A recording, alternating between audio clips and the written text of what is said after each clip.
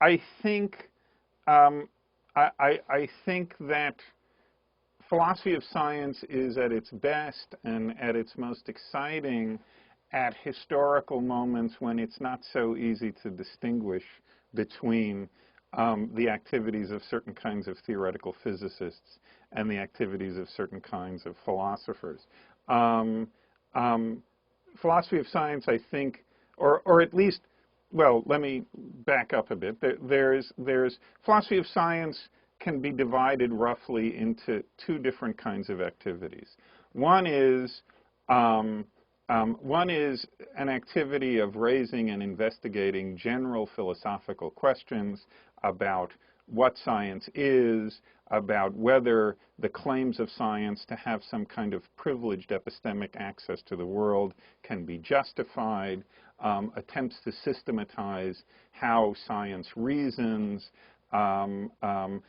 attempts to raise questions about whether we should trust the conclusions of science, so on and so forth. These are very broad, very traditionally philosophical kinds of issues.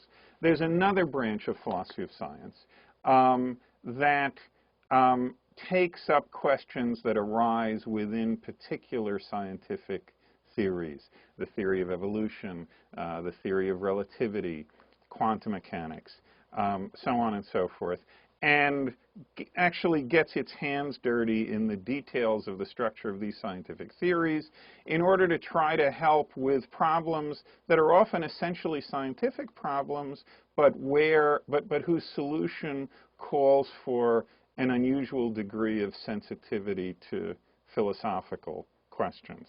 It's the second kind of work that my own work has mostly been, and it's the second kind of work that one refers to when one refers to the foundations of physics. There are problems about the logical structure of physics, about the foundational assumptions that physics makes.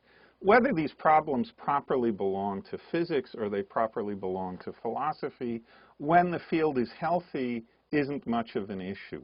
In my own case, my PhD was in theoretical physics. I was a professor in physics departments before being a professor in philosophy departments.